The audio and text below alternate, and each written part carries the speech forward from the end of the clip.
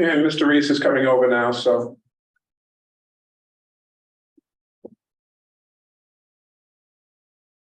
All right, Joe. Okay, thank you. Call the meeting to order of the Port Council of the Woods Hole, Martha's Vineyard, Nantucket and Steamship Authority.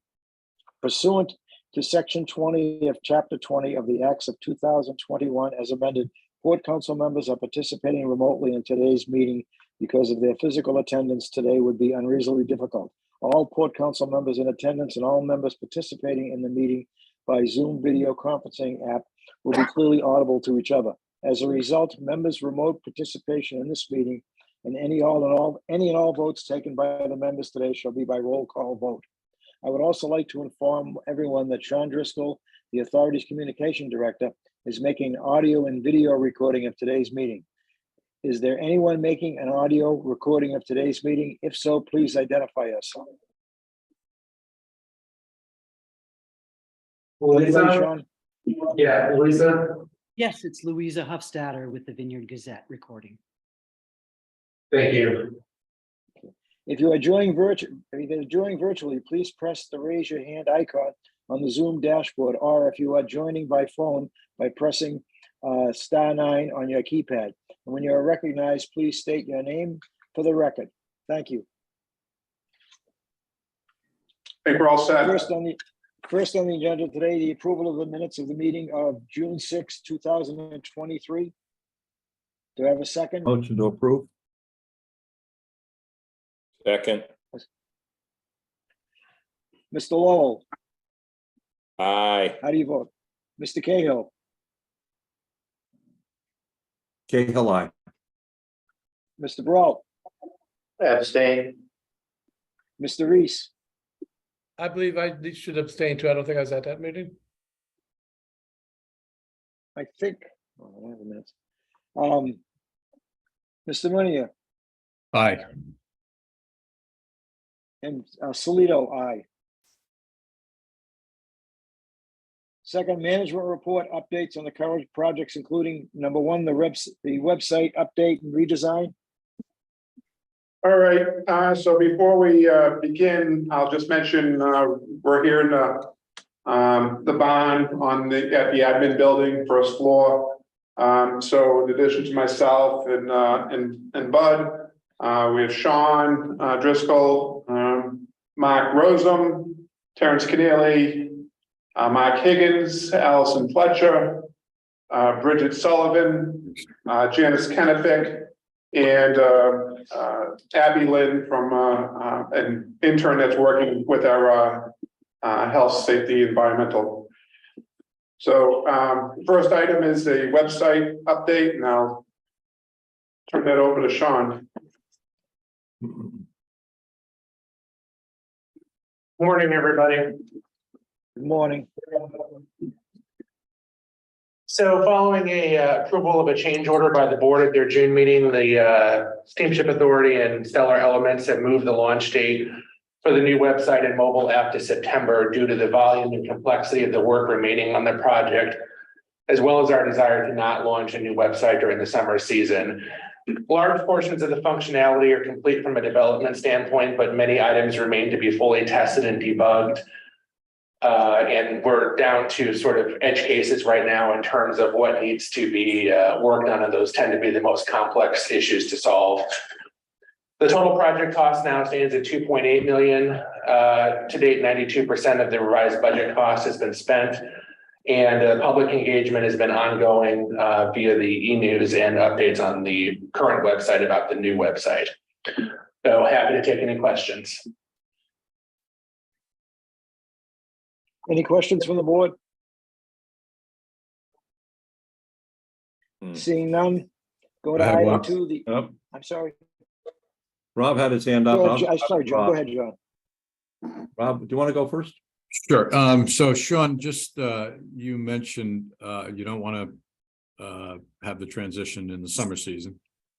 And we know we don't want to have the transition in the January timeframe.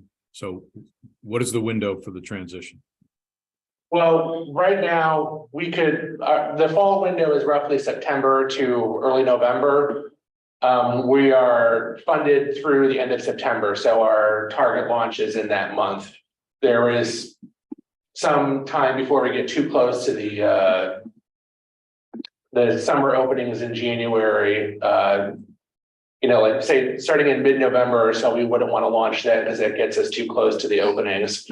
But we're at this point targeting a September launch. So it sounds like you've got a roughly 6 to 8 week window. Roughly, yeah. I would say 8 to 10 weeks, probably. Okay. Thanks. John? At this point, I'd like to have an open discussion with my fellow Port Council members, and where I'm going with this is an idea that I have, and it could lead to a motion, which would be a recommendation. I think it would make a lot of sense at this point, knowing we're on the final lap of getting this job done, that it falls into the hands management of this final phase of the project, falls in the hands of our new COO, Mr. Higgins, as well as our new IT director, who, by the way, has an application design and development background. And so I'd just like to open that up for discussion with the Port Council, because I believe that the management of it should be the people that will own it in the end, which will be Mr. Higgins and the new IT director. Any comments from my fellow Port Council members? You kind of like open the door for, I don't even know if this question pertains to the website versus IT stuff with like reservations and improvements and things like that. So that would be my only question, and I'm not sure who can actually answer that. But we definitely have people in this room, your room, the barn, that know what that know the answer is. Are the improvements to the website going to be tied to anything to do with the reservations side of it, or is it completely separate? There are some changes that are being made to the reservation system to accommodate new functionality on the website. But in terms of a new reservation system, that is not this project. So we're making changes to the reservation system as it currently exists, but it's not a new reservation system.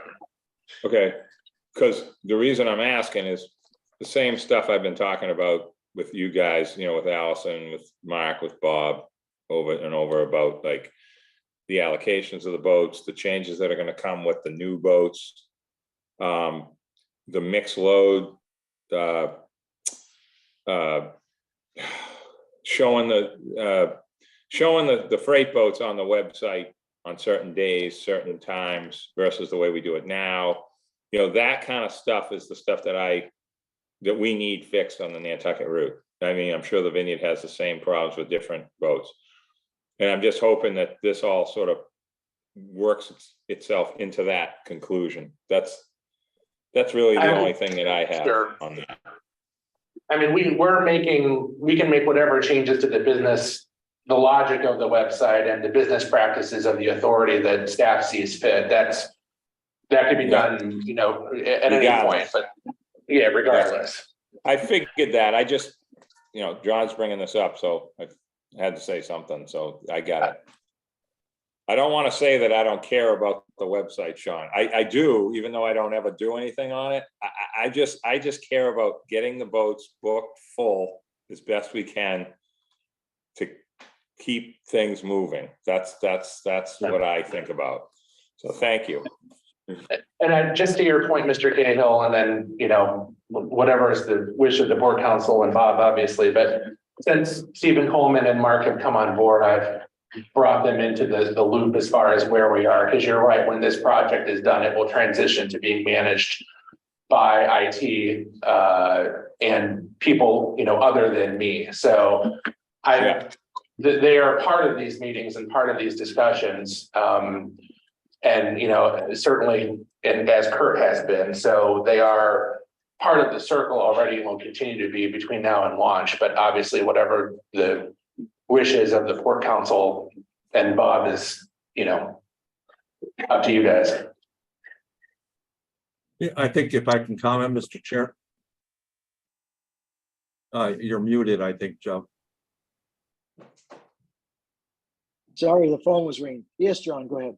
I was just gonna say that, being part of and owning are two different things, and I think we've had a long haul here with this website.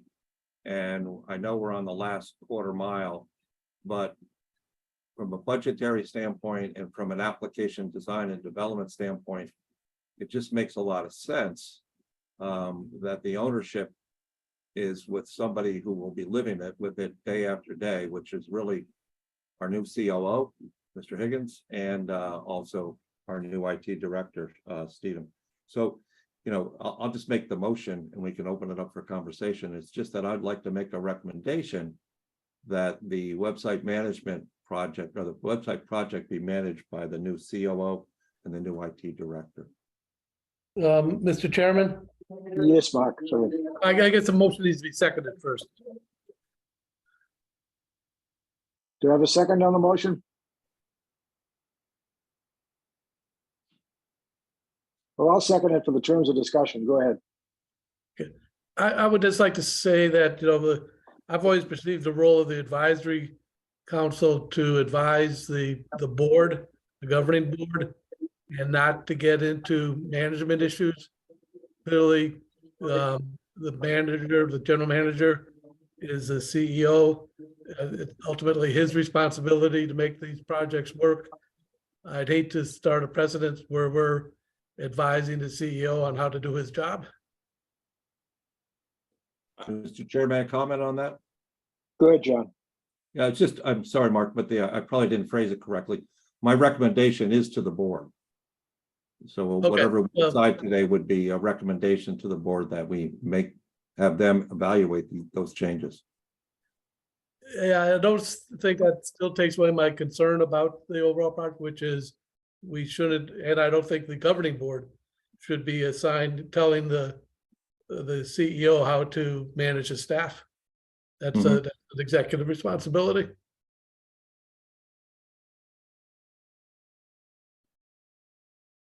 Any other comments? I think one of the comments that I might have is because of the cost overruns with this particular issue, I think it's important that we, as the port council, that's part of our function is to make sure how the money is spent.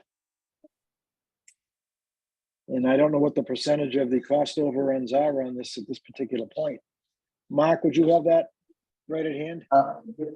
Give me 1 second, I'll have it momentarily. It's about 40%. The original contract was just under 2 million and we're at 2.8 million right now. So it's about 40% over. And a year late. Yeah, and I think that's part of our responsibility under the statute is financing. So I think this is a really interesting line of discussion about the balance between governance and management. And I agree with Mark in principle on that notion. I also think one of our jobs is risk, looking at risk. And so we should be identifying risk and challenging management about risk. But I generally agree that we shouldn't be dictating how things are managed. But we certainly, I think, recognize that there's been financial risk here, there's schedule risk, and now we're going to have implementation risk. And this isn't in any way a slight on you, Sean, or the work that your group has done and the consultants have done. IT projects are notoriously difficult to prosecute, and this one apparently is no different than so many others. But I think I think there's still risk here in terms of this transition, particularly given the very narrow window that we heard about, of when this can be implemented with the least potential for disruption. So I guess maybe the message would be along John's recommendation about how important it is that the management team from Bob down focus on this implementation transition period as a very high priority because of the risk associated with this delivery of this project. And exactly what that means, I think, is for Bob to determine. And maybe it's what John's suggesting. But I think that's the message that perhaps, we should be making in this case. Any other comment? I would concur with what Rob said. The motion could be rephrased for the council to express its significant concern over this project and to ask that the governing board take appropriate steps, working with management to make sure that it ends in a success. John, any comment? Yeah, we could make those recommendations or the amendments that Mark proposed. I think that gets the message. I don't know how to rephrase that one. Mark, could you make that as an amendment to my motion? If I could amend the or offer a substitute motion for the council, for the advisory council to express to the governing board its significant concern concerning the website conversion project, particularly the length, the overruns, both in terms of time and finances, and to request that the governing board work with management to make sure that the project is ended in a successful manner by the end of September. So I'll withdraw my motion and so moved Mark's motion, if that's appropriate, Mr. Chair. That's fine. You're seconding the motion. Any Yes. comment now on this, on the amended motion? Just one last comment is that, and Sean, this is not a full reflection so much on you as it is on the importance of allowing operations and IT to own this in the last lap. Whether that be 3 months from now or 6 months from now, they're the ones that are going to have to make the decision because they're going to be living with it as we go forward. So, thank you. Any other comments? I will now ask for approval of this motion. Mr. Lowell, Aye. Mr. Cahill, Cahill, aye. Mr. Peralta, Brielle, aye. Brialt, excuse me, I'm sorry. Mr. Reese, Aye. Mr. Murnia, Aye. Mr. Solito, aye. Thank you. Number Thank three, you. the MV, I'm sorry. Number three, the MV Bonstable and the MV Aquina status. Actually, we have the SQMS update. Oh, I'm sorry, I skipped over that. Before that, so I'll have Ms. Sullivan come up and provide Sorry. an update. Good morning, everyone. Good morning.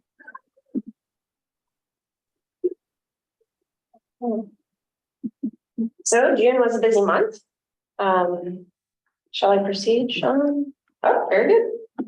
So June 7th, we began the final interim audits for the remaining vessels with our recognized organization, RENA, and our STMS consultants. And I am proud to announce that at the completion of those audits, all our vessels have achieved safety management certificates. Next slide, please. On the following day, June 8th, we began our second phase of the certification process, which was the admin initial audit. The audit confirmed conformance with our SQMS manuals. It also identified one nonconformity and 2 observations, both of which we have corrective action plans submitted to RENA for review and approval. The nonconformity identified a gap with obsolete documents, and the observations identified areas for improvements, all of which we agreed to and plan to have addressed in our next manual release. Next slide, please.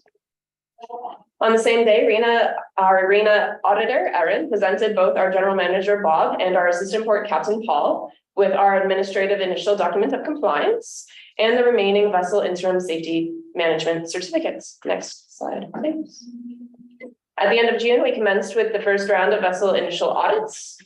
There was one observation related to the communication of work orders on board. This too is being addressed and will be part of a future manual release. Next slide, please. This slide represents some of the areas that were audited on board. As you can see, we had our rescue boat drill, marine evacuation safety instruction, interviews with the chief engineer and the bridge management team as well. I'd like to give kudos to our Assistant Port Captain Paul for great teamwork in preparing our vessels, and to our shipboard teams for their professionalism and commitment to our safety management system during these audits. Next slide, please. On this slide, I have two examples of the certificates received. On the left is the administrative document of compliance, and on the right is our voluntary safety management certificate. All vessels have unique certificates and will be posted on board. And our target is to have all vessels certified by the end of September. Vessel certificates are valid for 5 years with annual surveillance audits. Next slide, please. I've also included some feedback from Aaron, our RENA auditor, specifically the very last line I would like to mention. He himself has identified our continual improvement, noting that we have a very good system in place, to which we owe many thanks to SMS consultants for their dedication in putting our policies and procedures into manuals, and more importantly, to our shipboard and shoreside teams for their dedication to making our safety management systems a success, to which we will continue to improve. Next slide, please. And finally, we have our budget, to which we are on track with all invoices up to date. And at this time, there is no concern, nothing out of scope. Thank you. Any questions? Any questions of Ms. Sullivan? I'd just like to commend management for their excellent work in this area. Obviously, safety is critical, and this report obviously indicates significant progress in getting things accomplished. So, congratulations. Thank you, Mark. Any other questions or comments? I have one. And now we'll Joe, Mr. Chair. go ahead, Bob. Sorry, Rob, go ahead. Yeah, so ditto what Mark just said. Congratulations. It's really a awesome achievement, non-trivial. I know that from my own personal experience. I guess I have one question, and that is, and maybe it's a comment too, about the buy-in of the system by the rank and file on board the ships. Certainly from those few comments, I have a sense that there is, but what's your observation or comment on the buy-in of the system? My observation is that it is well received, and I can actually point to the data collected during our spring safety fair, where our participants all commended the safety fair in bringing safety up to heighten our safety awareness and safety training. So I would say as we continue with the safety fair, we will see more buy-in that is more obvious and what we can actually measure. Yeah, that's great. I've found that these types of systems and processes can really be helpful for team building. So at first blush, it looks like documentation and bureaucracy, but if you actually look at what the end game is, it really, in addition to providing safe work environments for crew and passengers, it also helps with team building, and so it seems like we're on the road to that, and so it's a really good outcome. So, well done. Any other comments? Again, thank you. Thank you. Item 3, MV Barnstable and MV Aquina status. Okay, and John bringing Mark over.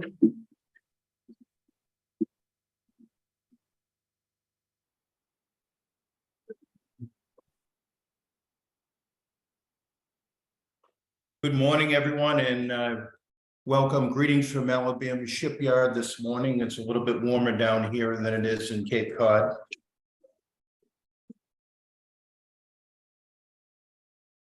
How you doing there, Mark? Good morning.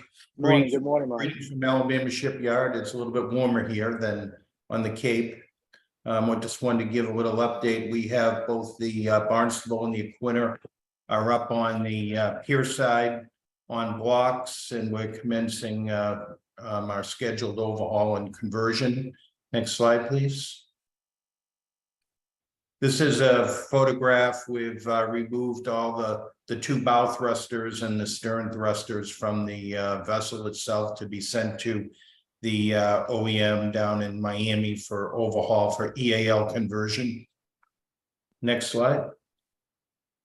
These are the drives which are now out of the tunnels down on the pier. Next. It's just some, we're got the deck strip now, and we've got all the old bulwarks removed, and we're continuing process of conversion. Next slide. So the progress highlights, the Barnstable and the Aquinnah are gas-free for hot work. We're removing the wires down in the hull for preparation for removing the 14-foot mid-body. We're preparing the removals of all the deck equipment that's nearly complete on the Barnstable and will commence shortly on the Aquinnah. Thrusters removed for the Barnstable and commence removals. Actually, that's now all complete and they've been sent to SMI in Miami. And we're underway in removing bridge equipment from the bridge in way of the new consoles that we're going to be installing. So I think that's, and this is a financial snapshot right now. This isn't coming in well. Maybe Bob, if you could do an overview on that. I can't, and it doesn't come up well on the screen. Yeah. So at this point, we spent about $2.4 million with Alabama Shipyard on progress payments. That's for the docking and some of the initial work. And then there's been some owner supplied items, small amounts thus far. We bought the major components that were going to be owner supplied have been ordered. There are still some remaining owner supplied materials that will be ordered shortly if they haven't already. So I think that aspect's moving along. So.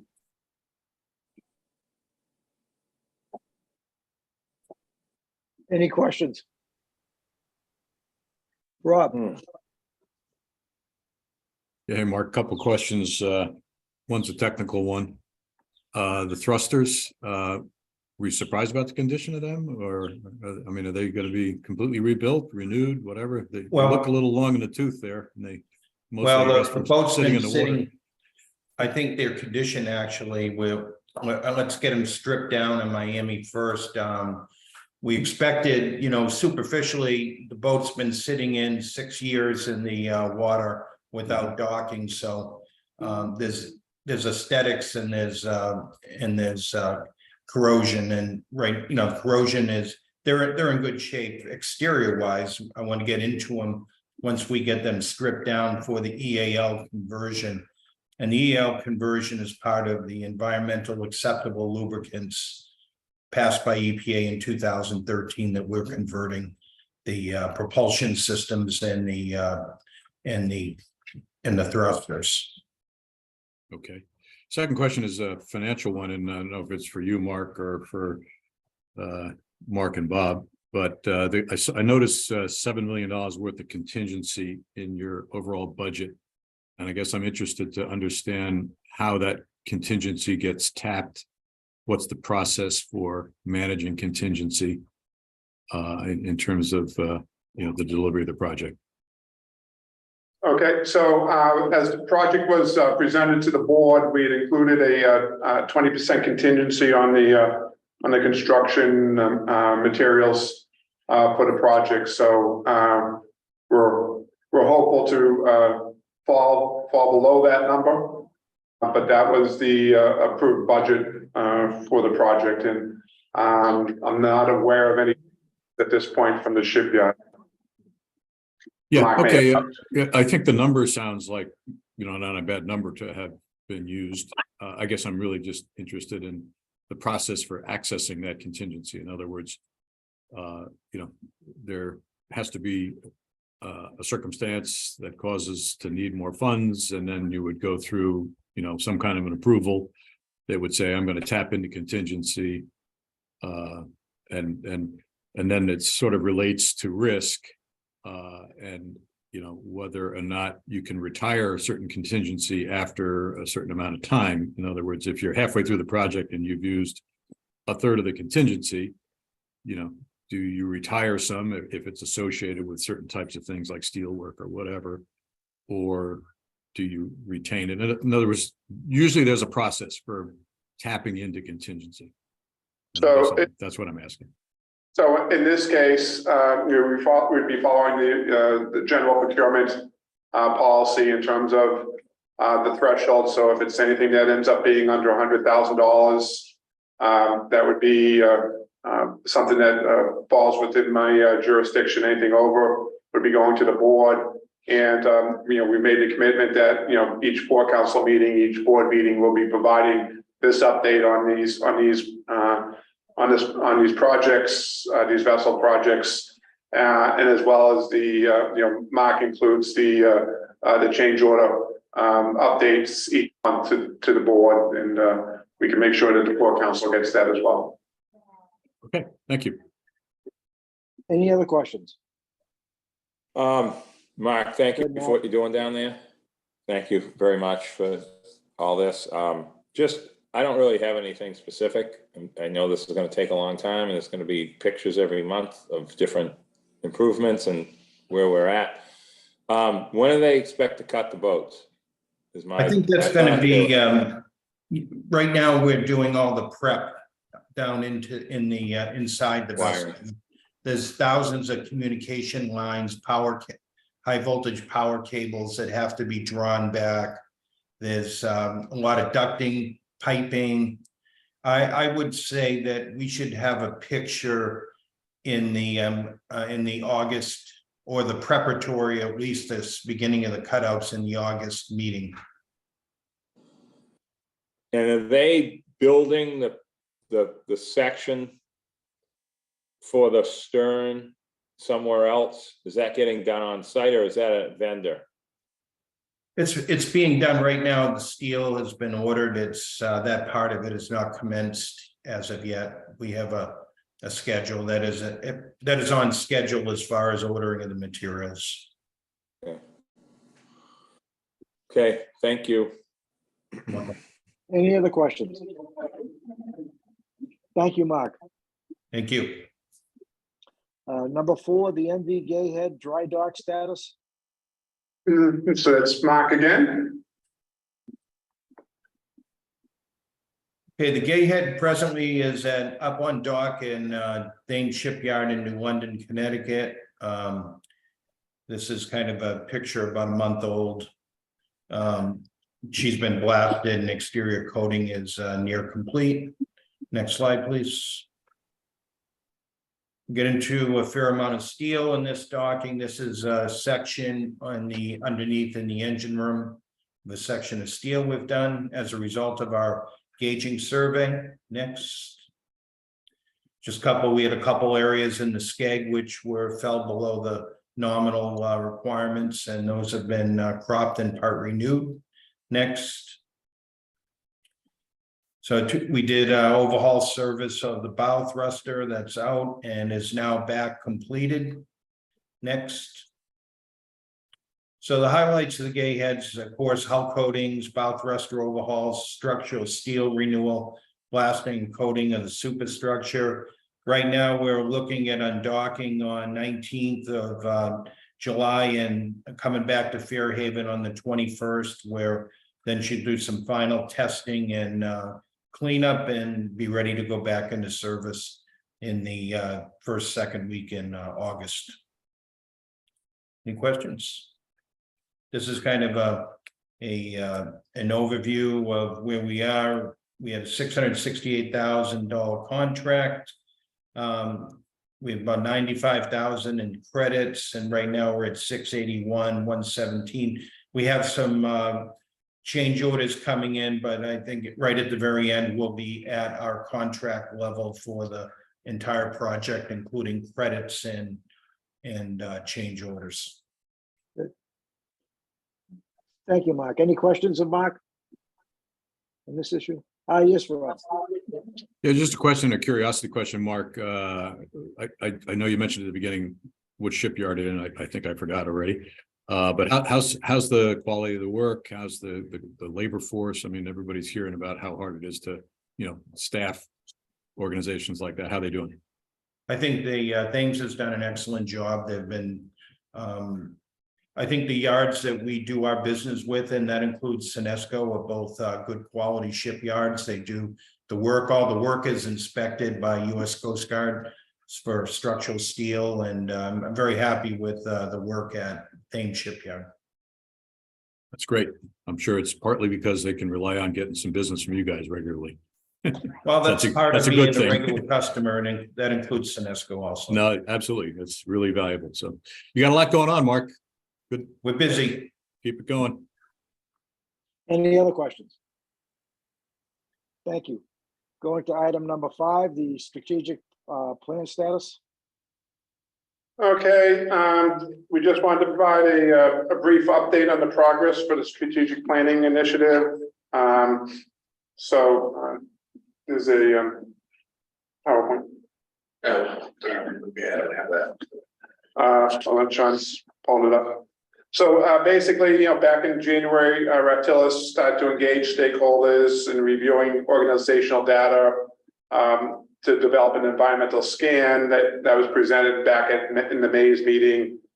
The draft strategic plan framework was developed at that joint meeting, included the vision statement, existing mission statements, organizational values, and strategic outcomes.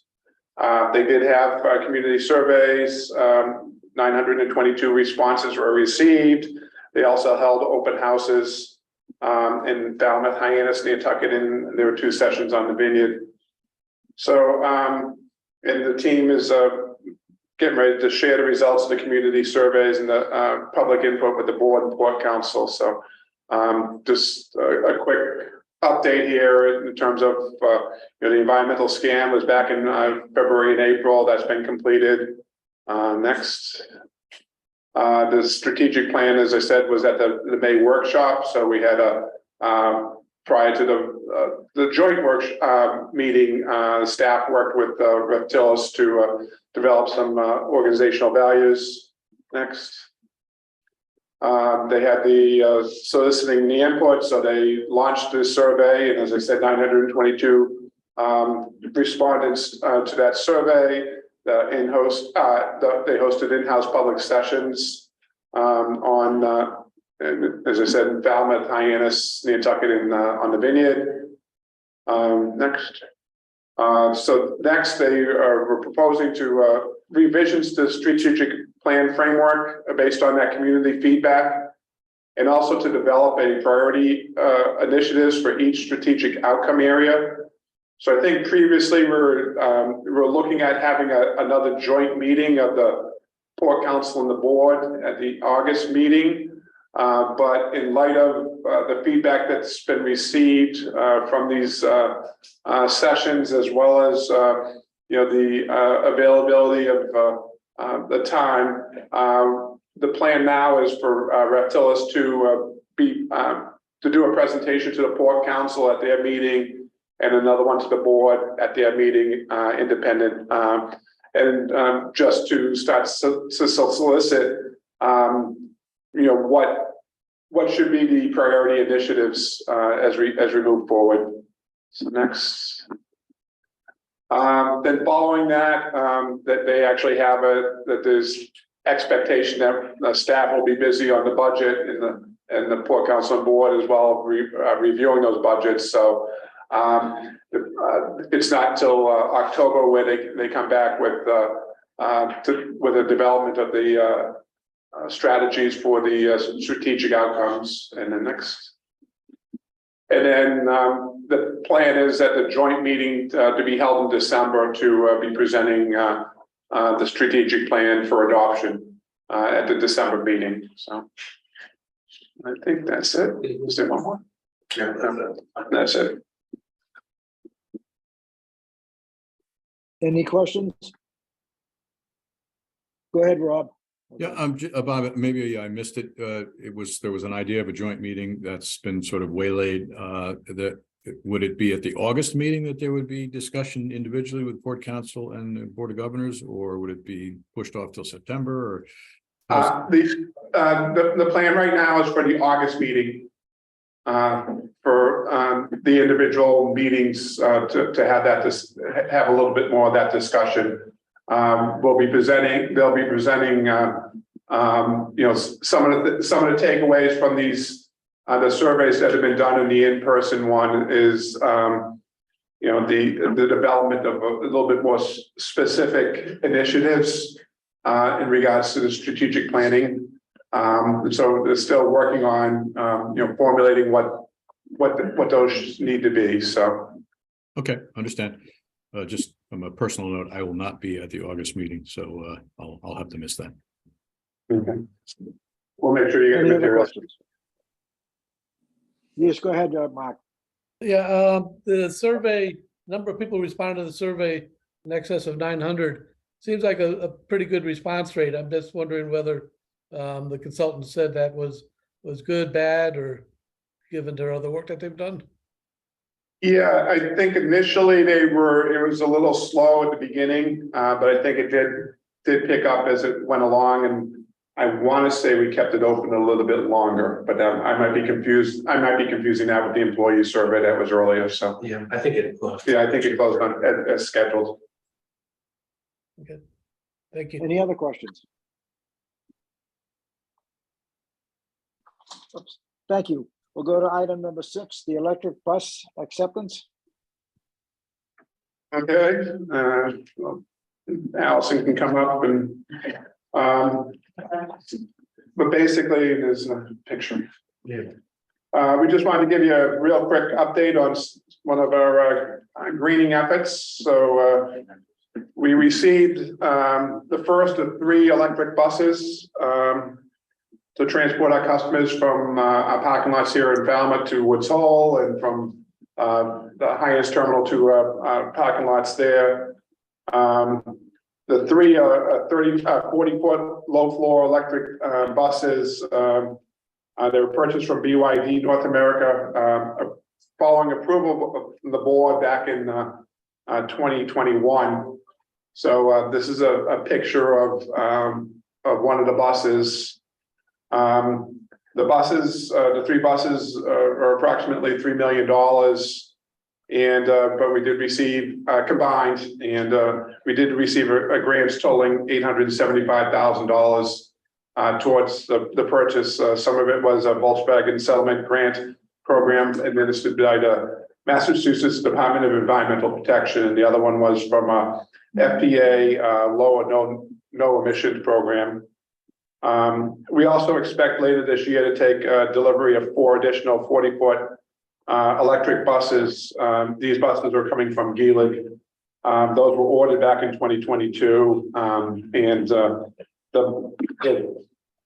cost of those again are about $1 million each. We did not have any grants to offset that for those buses, but Allison's been working with a BYD on getting these buses. You might want to mention the electric Saturday events. Oh, yes, that was probably about a month ago. Yeah.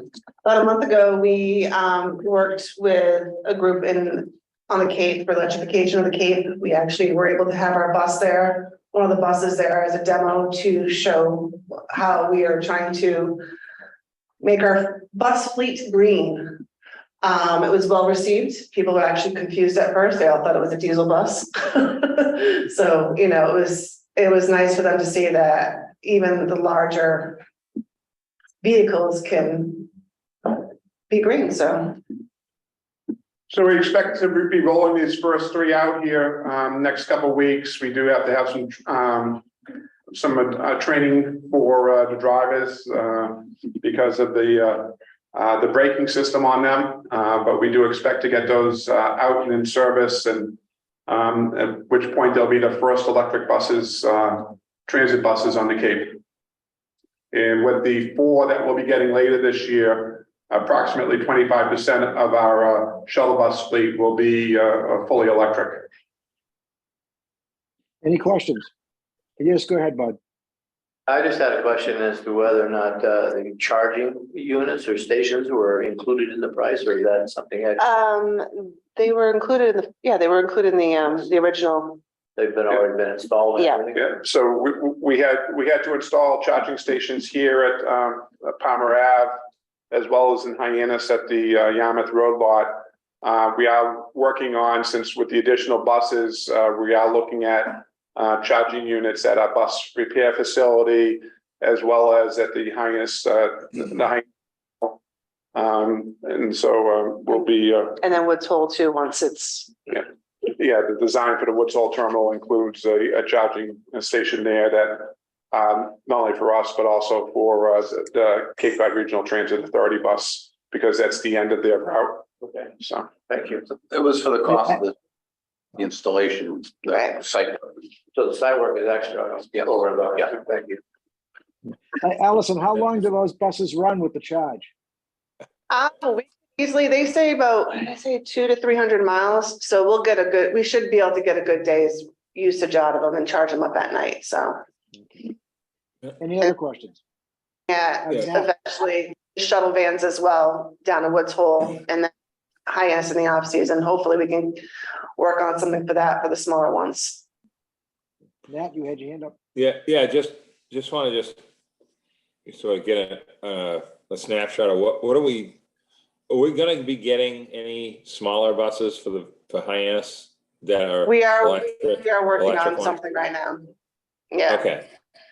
Because, you know what I mean, those buses, we don't need those gigantic buses down there, Yeah. but I know we can't go out and buy, traditional ones. We have to look at this stuff, and that's fine. I'm just asking. Yep, no, we are looking into it, so. Okay, Rob, you had your hand thank up. you. Yeah, I was just curious about maintenance of the buses and service life.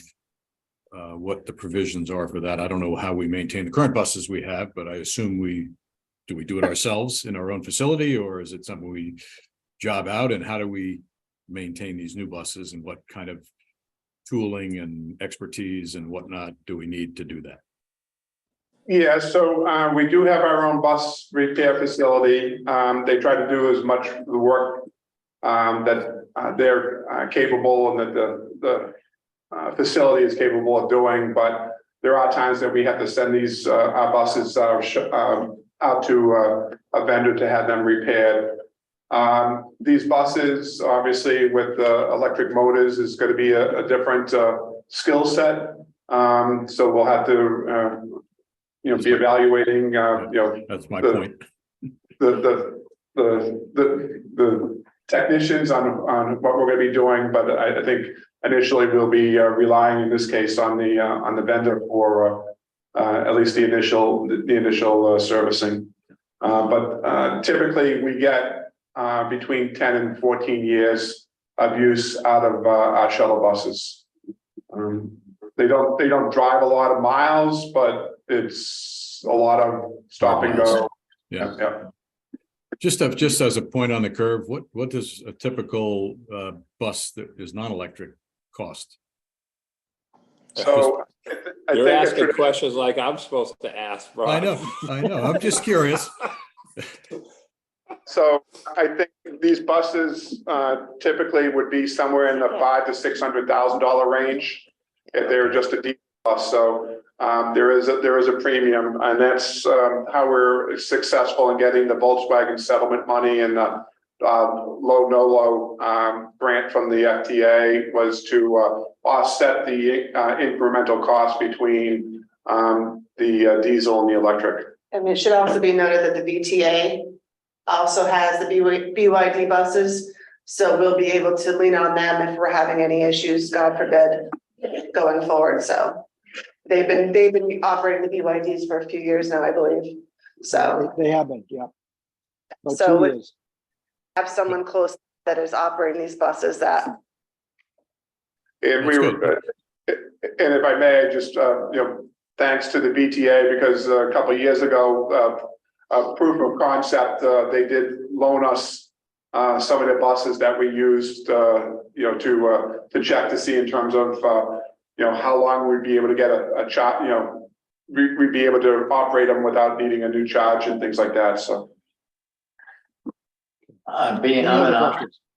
optimistic, but so I like the new buses, but are you keeping any of the old ones as spares in the back? Just in case? Okay, we are.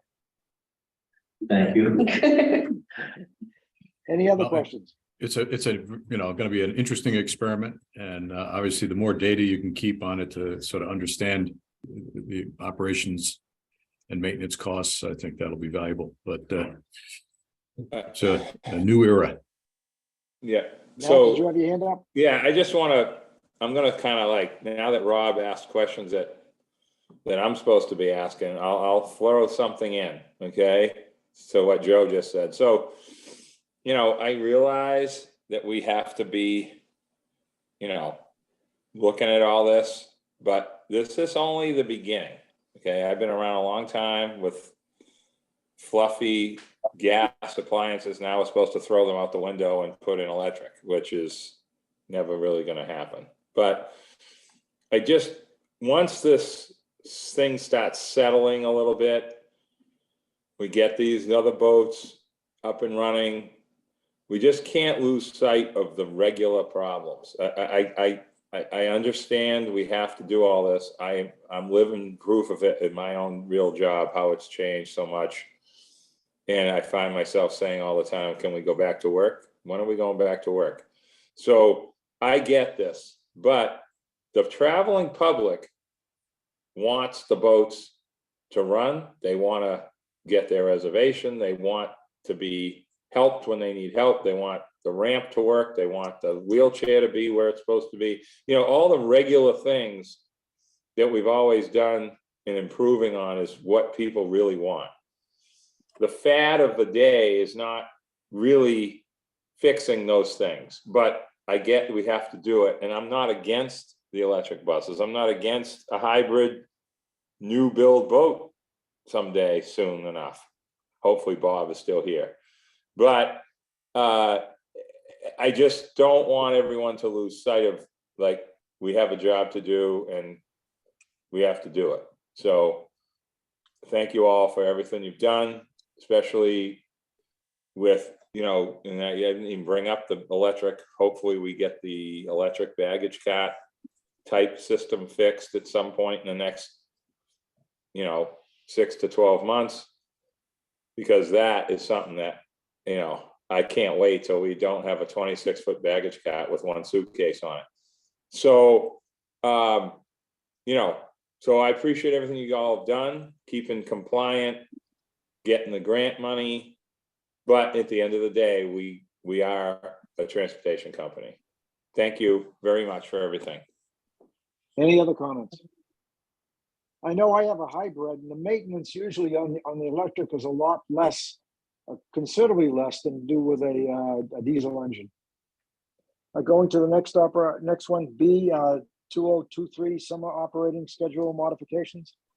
Yeah, so I just wanted to brief, just a brief update on that. You know, as we discussed earlier, we've been continuing to be somewhat constrained with the availability of licensed deck officers. As you're well aware, we did send a group off to be trained. They have submitted their applications. At this point, 2 of the candidates has successfully completed all 5 components of their testing and have received the email back from the Coast Guard on that. So they're being assigned as mates on board the vessels. We have another 2, I believe, that have completed 4 out of the 5 components, and 1 other individual that's completed 3 of the 5. And we're working on getting the update on the others. I think they're a little farther along. They hadn't received their notification as soon as these other people. So, but in light of all this, even though we've gotten some relief here with these individuals, we'll continue at least through the July to only double crew the INO. We'll be looking at the weekends and trying to see if we can get additional service on the weekends. But the schedule right now, we're running the full schedule with the exception of the INO is double crewed, meaning 4 trips a day instead of 5 trips a day. So.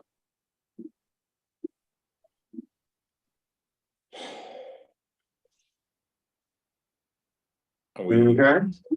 Gentlemen, I have to jump for another commitment. So thank you. Okay. Cheers, everybody. Take care, Rob. Thank you. Thanks. Bye-bye. All right. So next, staff would like to present the 2024 operating schedules in the Section 15A report. So this past March, the authority placed advertisements the newspapers on the proposed 2024 winter, spring, summer, fall operating schedules for both the Martha's Vineyard route and the Nantucket route.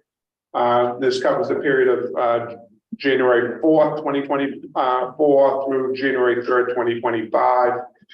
On April 24th, the authority received a petition with respect to its proposed schedules that was signed by 112 residents, primarily in the town of Falmouth. In their petition, they objected to the authority's scheduling of a 5:30 a.m. freight trip from Woods Hole and Vineyard Haven. They requested that the authority not approve the 5:30 a.m. trips. On May 5th, 2023, the authority conducted a public hearing on the proposed 2024 operating schedules. The comments were received regarding the proposed schedule for the summer and fall were made at the hearing and also in writing after the hearing. The Woods Hole, the petition, scheduling petition sets forth similar claims that was from previous petitions. But the claims suggest that the authority has rejected multiple viable alternatives for off-Cape freight service and complaints of generalized public health impacts or allegations that the authority has not only utilized its would only utilize its newly constructed third slip for emergency purposes. Those lack factual basis on those. But nevertheless, the authority is willing to and able to discuss the impact service has on Falmouth and Woods Hole residents, as we would with any other of our port communities going forward. Allison has a draft of the schedule. Staff is of the opinion that the authority continued to operate its 5:30 a.m. freight trip from Woods Hole and Vineyard Haven during the 2024 operating schedules as previously proposed to the Port Council and the board. In your packet, you should have the staff summary, which includes all the materials that were received, submitted as comments, as well as the transcript from the hearing. I will point out that we did receive a letter from the town of Falmouth Select Board requesting that the 5:30 a.m. trip be canceled, not run. But we also did receive similar letters from some of the island towns, as well as the hospital, requesting that, in fact, the 5:30 trip continue to run as it has been since at least 2018. So again, the schedule that we're proposing is essentially the same schedule that we've now operated since 2018.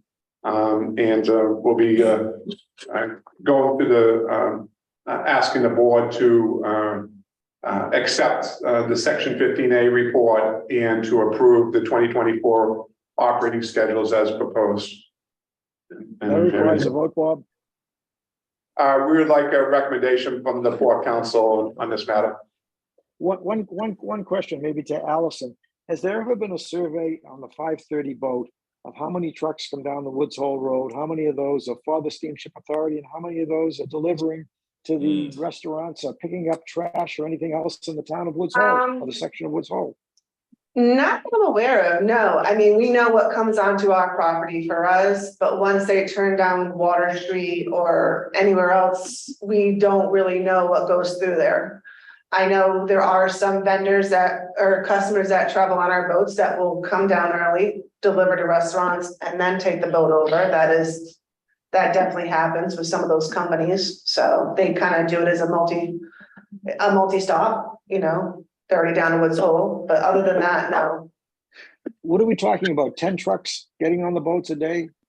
The 5:30 will be anywhere from 12, roughly 12 or a few more, depending on the size. We do limit the vehicles to under 40 feet because the data indicates that that size vehicle makes less noise than larger vehicles.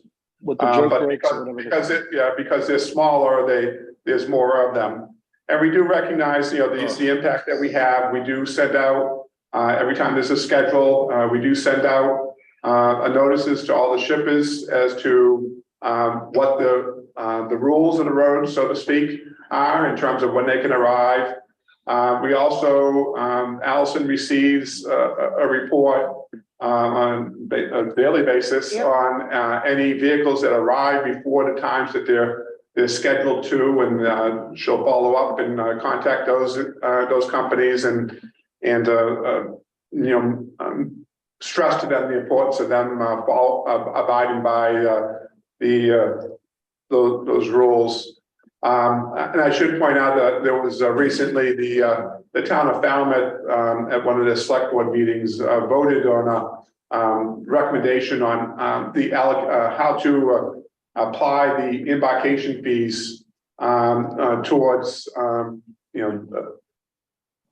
mitigating some of the impacts of ferry services, and obviously we're not the only ones in town, but I think it's in general for us. So whether that means that the Falmouth Police Department will be able to have a little stronger presence along Woods Hole Road or not, I guess that'll remain to be seen. But I think it's it's at this point, as you've seen on the business summary reports that Mark Rosen has presented, that you see that the truck traffic is all it is in the morning. There are trips later in the day in which there's available space, but the shippers don't want those. They want to be able to travel. And particularly the 5:30 trip is for the most part multi-stop food trucks. There are some others that end up filling in the available space, but they're multi-stop vehicles, and so that they find to be able to get over to the island, to be able to start making those deliveries before the heat of the traffic is built up on the island is beneficial for the island as well. So I should also state though that a lot of our frequent shippers, the ones that travel on those boats every day, are very good at abiding by the rules and trying to show up at the designated times that they don't. Unfortunately, it does happen. People show up too early, and a lot of times they're the one-offs. They get reminded, they apologize, and then that's it. They follow the rules from going forward. So, Question. Joe, I'm sorry. Go ahead, John had his hand up first. Go ahead, John. Okay. Thank you, Chair. I just want to point out also that being a resident of Tisbury, we also have 5:30 boat throughout that same schedule. And we appreciate having that 5:30 boat and minimal amount of noise. And I have not received, that I'm aware of, any complaints from the town of Tisbury on that operation for the 5:30 boats. And we welcome it and we need it. Yeah. And I just want to it's sort of like the electric buses. I mean, this is the bending over backwards committee here. I mean, it's like planning board meeting last night over this little cottage. You would not believe the complaints about this little cottage. It's insanity. So I want to ask Allison a question that I don't think, or staff, I don't think anyone's asked this, but I know what it's like when, you can't expect every truck coming from X number of miles to magically fit into this little time slot perfectly. So is there a place that they can pull over, Allison, on the way down, that they were early? Let's just say there was a traffic issue, previously, like when the bridges were getting worked on, and all of a sudden they planned for like an extra half an hour and there wasn't any traffic, and all of a sudden now they got all this time. I'm just curious. Sort of like the cell phone lot at Logan. No, unfortunately not. But a lot of the drivers, though, they do know where all the Dunkin' Donuts are. So a lot of times they might stop and get a coffee before they come down. So I don't know about that, but yeah, no. Unfortunately, there's really no places that's designated along Woods Hole Road that is a viable place for them to pull over, but I know a lot of them do utilize the gas station, maybe to top off or whatever Yeah. before they come down, so. Yeah, so they have a spot in the Falmouth area to wait to go to Woods Hole Road, is what you're I saying. mean, in worst case scenario, they could always come into Palmer, if God forbid, but that's a little bit of a tricky situation, getting some of those bigger trucks in here, so. Yeah, no, that isn't the right thing. But, Yeah. and then the other part of this whole thing is, we keep forgetting, is we have the governor at 5:30, correct? Correct. So that is allowing not having the backup alarms, which are louder than the trucks. Yeah. Correct. Because today's diesel is quieter than they used to be, and that's a fact. I don't care what anyone says, somebody can dispute that, that is not true, they are quieter. However, that doesn't mean there's still not loud ones, I'm not saying that either. But that, you know, in the future, and this is something that we have to do soon, is discuss what are we doing with that schedule when these other boats all finally find their way to where they're gonna go. We're gonna have a little bit more capacity, but you have to back up. We're gonna keep the governor on that early trip, which makes sense. The smaller trucks, they drive straight, they don't have to back up. I mean, that's a huge, huge thing that they don't have to back up. That is very loud, and it's a continuous noise. It's not like it just happens with one vehicle. So I'm just saying, I don't know how far we can go. And I know I don't deal with the vineyard, but I understand this stuff. And I don't know how far we could go beyond what we're doing right now. Beyond, we don't want to make the vineyard anti-business and make everybody angry that they're getting, reprimanded. But at the same time, as long as they all know and they have the same drivers, then that's pretty good. It's not like it's a random trip with like furniture companies and like those Well, Sunday even the- morning lows. Even the furniture companies, they are pretty regular with their drivers on the routes down this end anyway, which is nice. And like I said, it's usually those one or two companies that luck out and get a cancellation space that have never traveled with us before, that we remind them of the rules, but then they forget because they don't want to be late. Yeah. Can't blame them for not wanting to be late, so. Right. It's too early. Allison, I don't Thank you think people. thank you for everything you're doing. I mean, we're doing an awful lot of tracking and really, quite honestly, staff time on things that have nothing to do with running the boat line like we discussed earlier. So thank you. I think, Allison, a lot of people in Falmouth don't realize the parking problems that we have here on the vineyard. It's just the two Stop and Shops and the two Kronigs that have spaces for these trailer trucks to pull in. Everybody else parks on the street. And you go to Edgartown or Oak Bluffs by 8 o'clock in the morning, there's no parking spaces. Well, I mean, I've talked to the gentleman that owns the market in North Bluffs. I mean, he has issues. He needs to get his drivers back first thing in the morning so he could stock up the store. It's a tough situation. It is, and with the increase of people that we have staying here, I don't think people realize that. Maybe they should come over to the vineyard sometimes and see what some of our problems are. John, you're on mute. Sorry about that. I'd like to make a motion to approve the 2024 schedule. Do I Second. have a second on that? Thank you, Second. Nat. Nat? What do you Aye. vote, Nat? May I, I'm sorry, Mr. I'm sorry, Salito, Bob. Yeah, I'm sorry, Bob. is this to approve the 2024 schedule and accept the section 15A report? Or is this going to be Yes, separate both. motions? So moved. Do we need separate motions? I don't think it's necessary to have separate motions. I just want to make sure it's clear that Okay, it'd be to accept the report and to approve the schedules. okay. Thank you. So with that in mind, Nat? Mr. Lowe? Yes. How do you vote? Aye. Yes. John? Yep. Cahill, aye. Bud? Rial's eye. Mark? Reese, aye. And Salito, aye. Thank you. The next will be the Yep. treasurer's report. Okay, Mr. Rotham's coming up.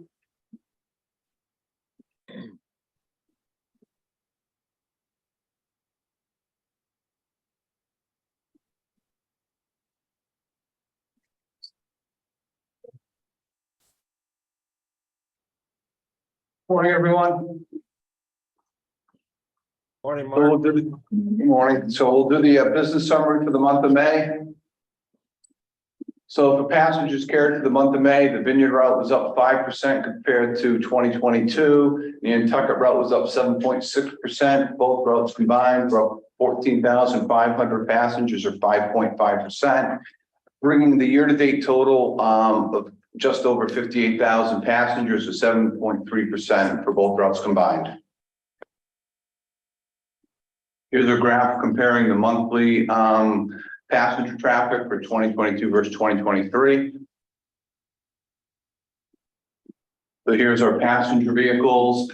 The Vineyard route was up 1.2%. Nantucket route was up 4.1%. Both routes combined were up 865 vehicles, or 1.6%. And you can see the all categories are up, with the exception of the standard fare automobiles for the month and also for the year. Year to date, both routes combined are up 1%, or 1,920 vehicles. And there's the monthly comparison showing the passenger vehicles. Freight vehicles for the month were up 8.4% combined, or 773 vehicles. This is one-way traffic. The Vineyard was up 9.6%. The Nantucket route was up 6.4%. Year to date, both routes combined were up 7.9%. And here's the monthly comparison for the freight vehicles. This graph here shows the average vehicles per trip for the month of May. The blue is the Woods Hole cars, and orange is the trucks departing from Woods Hole. Green is the Woods Hole, the Martha's Vineyard cars, and the yellow is the trucks departing the Vineyard. And here are the trucks for the weekdays. As Bob previously mentioned, you can see the trucks leaving in the morning, which are in blue from the mainland, and then coming back later in the afternoon. And generally, for both sides of the traffic, there's not much traffic after 8:15 at night. And here's the weekend traffic showing that there's both time-wise and quantity overall, there's not as many trucks traveling on the weekends. Cars parked for the month of May were up 6.2%, or 1,000, just over 1,000 cars. The Vineyard was up 5.4%, and Nantucket was up 9.4%. Year to date, we're up 13.5%, and just over 5,000 vehicles. And again, here's the monthly comparison for the cars parked. Trip summary report. So for the month of May, on the Vineyard route, we had 0 trips canceled for mechanical weather. On the Nantucket route, we had 0 for mechanical, 6 for weather, bringing the year-to-date total for those categories to 54 mechanical trip cancellations and 108 for weather. And we had 163 trips canceled for trip consolidation and for crewing. Year to date in purple, we can see the percentages of what was mechanical, weather, and traffic. That's new for this month. So for the year to date total, we've had 0.6% of all the trips offered and canceled for mechanical, 1.2 for weather, and 1.81 for traffic. For the month of May, Mr. Cahill has his hand raised. sorry, John. You're muted. Thank you both. Just for the general public and myself, what do you mean by traffic? Traffic, prior to May, traffic was, if there was a trip in the system, but because of traffic demands, we didn't run the boat. Where there just wasn't enough, we consolidated, say, the traffic from the Governor onto the island home of the Martha's Vineyard, for example. In that category now for the month of May is we're included if we had crew shortages where we couldn't run a trip. For example, on the INO, excuse me. All right. And I'll break that out for the next month, the difference between the traffic and the trip consol and the crewing.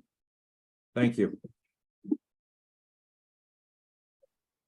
Operating revenue for the month of May was $13,515,000, which was higher than budget by just under $82,000.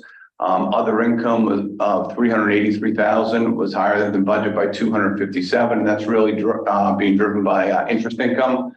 Operating expenses of $10,412,000 was lower than budget by $416,000.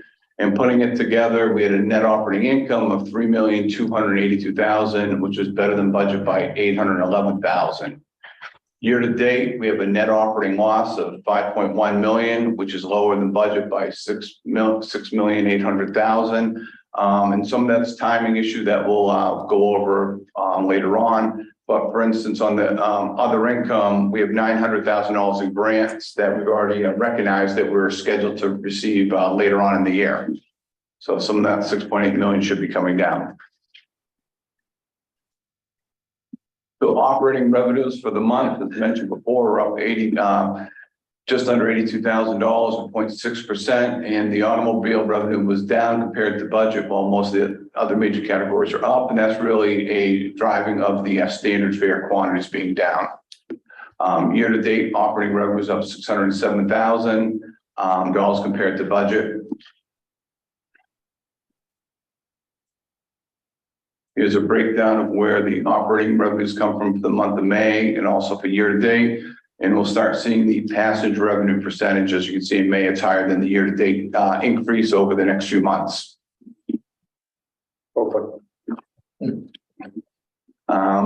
Operating expenses were down $416,000 to 3.8%. Fuel expense for the month was down $330,000 to 25.7%. We budgeted $3.93 and it came in at $2.97. Year to date, fuel's down about $951,000 or 19.9%. We budgeted for the year through May of $4.03 and it came in so far at $3.28. On the maintenance expenses, that number of being under budget by about 1.5 million will decrease in expenses will be realized later on this year for timing. For instance, last month there were some terminal projects that were approved that basically is that number right there. Here are the operating expenses by month and for the year to date. Here's a snapshot from June 21st, and the June 30th numbers just came out last night, will be issued out later today. But summarizing it, total passengers for the first 3 weeks in June compared to last year, off 1.2% or 2,500 passengers. For the first 3 weeks of June, on the Vineyard route, total vehicle traffic was down 1%, and on the Nantucket route, it was up 3.6%. And with that, I'd be happy to answer any questions that anyone has. Does anybody have any questions? Do you have any? No, I just want to thank Mark for all the numbers and the changes that have been made, especially with that thing we did with the, oh God, what is it? Delineating the cancellations and explanations as to why, when it's mechanical, when it's weather, when it's capacity, not capacity, but what is the word you use, Mark, for that, when it's not needed, but it's a trip consolidation. We're able to combine boats and save operating costs and fuel. Because that, and I know my Vineyard members may not have the same scenario over there, but back before COVID, when that happened at one of the meetings in that building you're in now, came out of that, when we talk about extra trips, when it's really, we're actually way less than the schedule because of all the other missed trips. And this year we did not run a late night. I just want to bring this up too. This is the reason I'm actually saying this, is for this point I'm going to make now.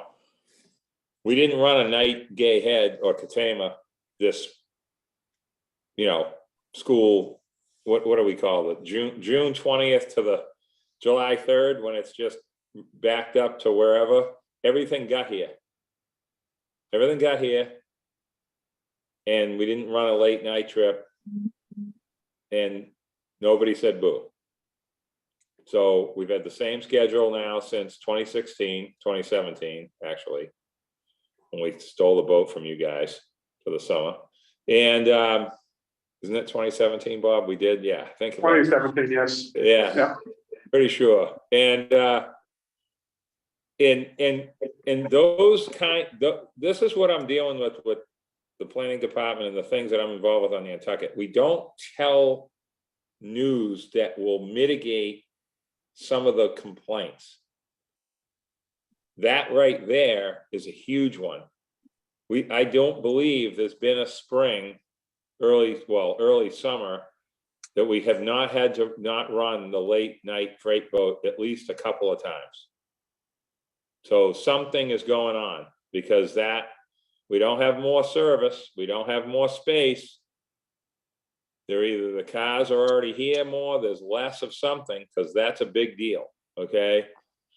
And so I just wanted to throw that in, because these numbers matter because of the different constituencies that we have. Just like you guys dealing with this 5:30 complaint, you've got to drive on boat, you don't have to back up. You can't stop talking about those things. So I appreciate everything you're doing. Thank you very much. Thank you, Mark. Mark, at this Thank you, point, I'd Mark. like to bring something up because I think it involves you as the treasurer, with the report that I asked. After the meeting on the 29th, some of the selectmen and some other people in town were a little concerned about the cost overruns for the website and also for the conversion of the boats. And just to let the rest of the board members know that on the 2nd of July, I sent Mark an email, and I CC'd both Bob Davis and both Mark Higgins.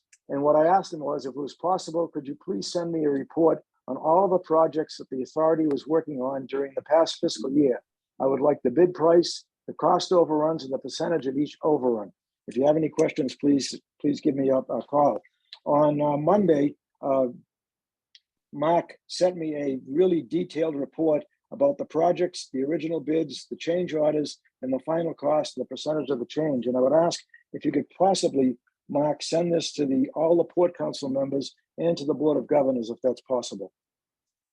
Yes, I will. Any comment on that?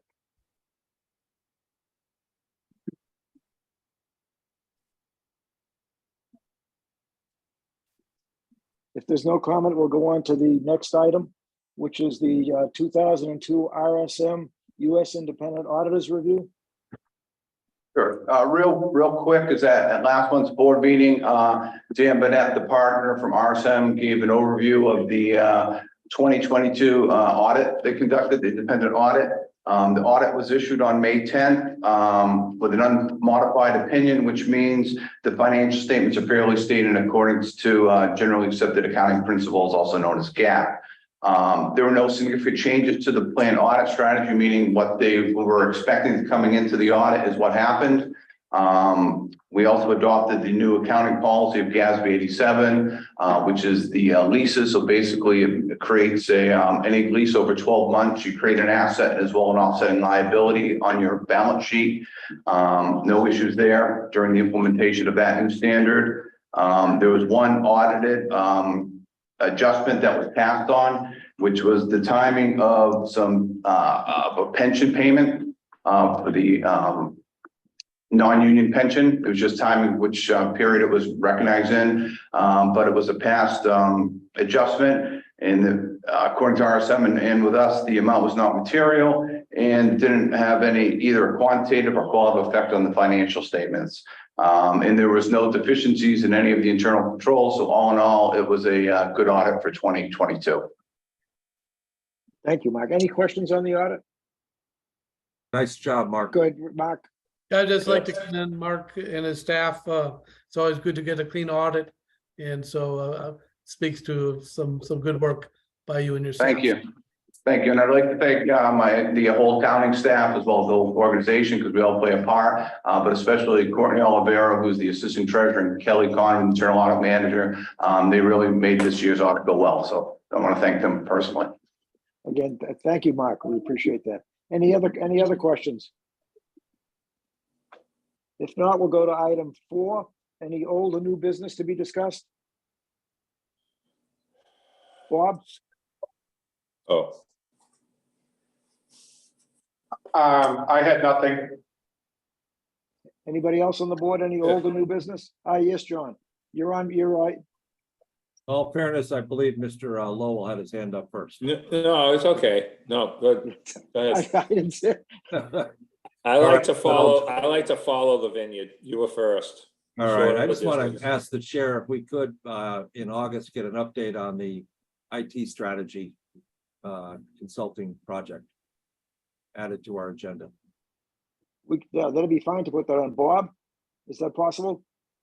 Yeah, I know they've been meeting on I think bi-weekly basis. I met with them myself the other day, so we'll get an update together for the August meetings.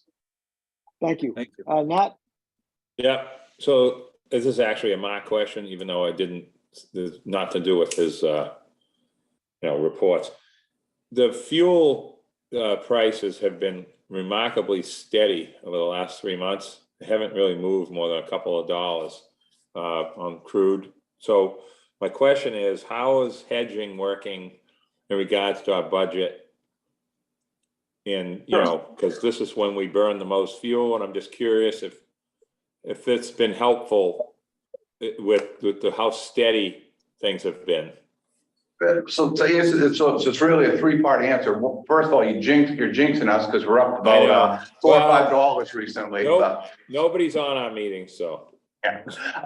But so for last year, the hedging policy was very successful because the prices rose dramatically. So, so that year the hedge policy was very good. This year, we're not receiving outside of the first quarter any premiums back. But the good news is we're actually saving for the dollars that we're at the pump. So really, it's like an insurance policy. If something happens, we can cap our exposure.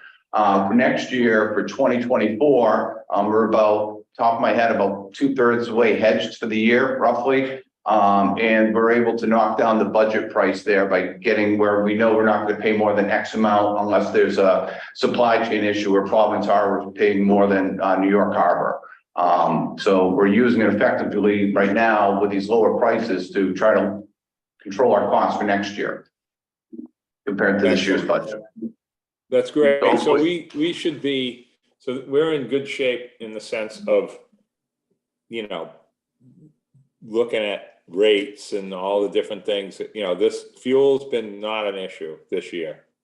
No, so for next year's budget, fuel should see, knock on wood, depending on the last quarter of this year, should see a decrease compared to the 2023 budget.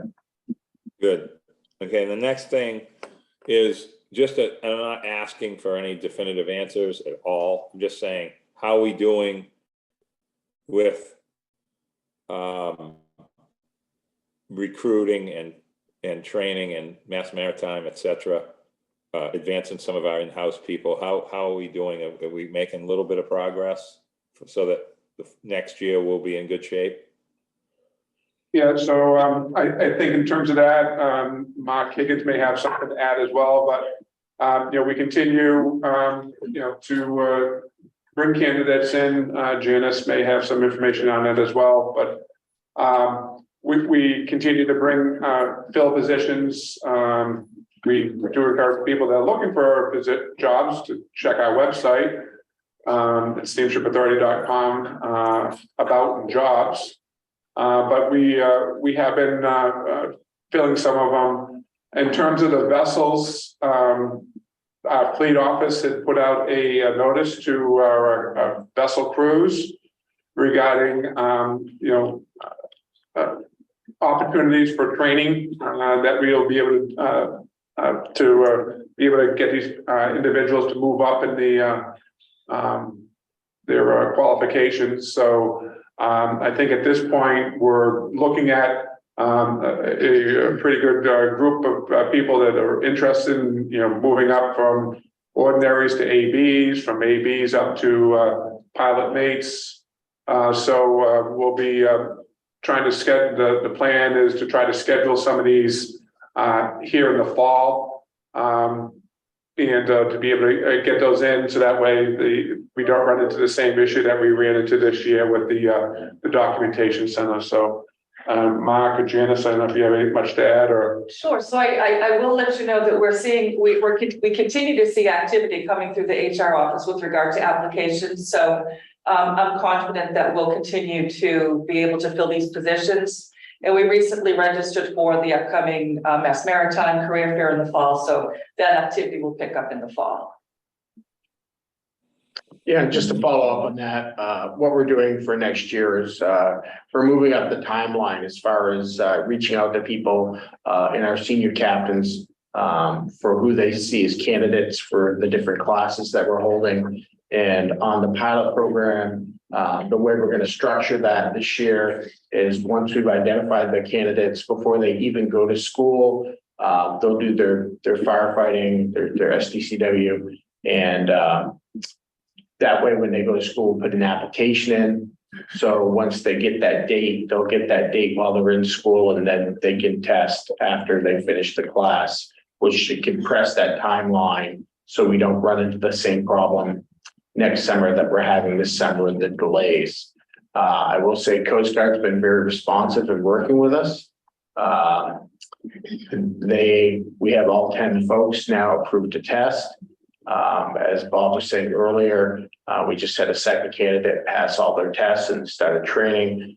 We also had an AB outside of the program get testing dates, and a second AB that did it on his own as well, is in training as well, made training. He passed all his exams. So we are making progress there. Thank you, Mark, and thank you, Janice. And just So Okay. if I may, the one area we still are hard pressed for is the shuttle bus drivers. Yeah. So. electric anyone- drivers. If anyone is qualified, has their CDL to drive their, Well, they we have have electric buses they can automatic drive. transmission driver's licenses now. See, that's the thing, and you guys we're not alone, pilots, think jobs that require drug testing and serious, I don't like to even use the word training. It's experience, it's passing tests, etc. You got to already know how to drive a boat to get a license. You can't just learn, like, that's not how it really works. I mean, I learned how to drive when I was 12. But anyway, so somebody owns this though, Mark, right? I'm talking about Mark H now, obviously. Yes. Yes. Like you guys are owning this as a group. It isn't just, because this is part of what I said earlier, that the public sees this. We can buy 400 electric buses and it ain't gonna fix this. This is what I'm saying. This is an unforeseen issue that hopefully is fixed by next triple crew INO schedule in May. Because That's the what we're looking at problem. now. Yeah. We're looking, I understand. we're looking at the whole process and moving up the timeline. And now that we know about the delay, we'll have that addressed so that we don't wind up in the same issue. And like you were talking earlier, I 100% agree. We can't lose sight of the fact that of the day-to-day operations and maintenance of our transfer bridges. We actually just hired a third port engineer, maintenance of our vessels, all that, just to be able to keep on a consistent schedule without any mechanical breakdowns or anything like that. And that's, that's top priority. Yeah, the small stuff. The small stuff's harder to do than the big stuff. And that's the town, our town is like that. We're redoing a sewer system that's over 100 years old, but fixing little things is like impossible. And that's what we're like. And I think I'm really happy that you see that and adding one more person to this management team that has a pair of eyes that think this way. And that's very important. But as far as like the other issue with the crewing isn't just the scheduling, it's when somebody's out or moving a boat. Like when we switched to boats this year, that was a photograph for like future historic association houses, how that all happened. pictures and houses like, whoa, wait a minute, what's this boat doing over here? You know, it's never here. You know, that was amazing. They're bringing the cars over here and going back to the Hyannis from Woods Hole. We haven't had to do that in a long time. That was an old method of doing what we used to do when we had the freight boat out of Woods Hole in the summer. But that not having enough crews to do those kind of things is something that you don't see on the schedule, but that's a big problem for you guys. So I'm hoping that all of these issues get, you know, solved. And then we got to teach everybody how to operate these new boats. So there's going to be a lot of learning the next 6 months, 8 months. All Yeah, right. like right now, March down in Alabama, because we want to make sure that we stay on schedule for delivery of the boats next year, because we realize the importance of making that deadline and having these boats in service for the summer of 24. Yeah. So, you know, and you were talking earlier when we were moving, the memo that we put out to move that day, you know, it was multi-part with crews jumping all over the place, and it was pretty complicated. So the staff did an amazing job. Allison and Mark and our poor captains and all the crews involved really stepped up to the plate. Yep, that was awesome. Thank you very much. Any other new or old business? Mark? I'd just like to say I got my annual report in the mail yesterday and very impressed by this document and the hard work and professionalism that went into it. So thank you. Should be on Nice everybody's picture. reading list. Nice picture of Bud in there. Any other new or old business? Going to public comment? Sean? Yeah. Hey.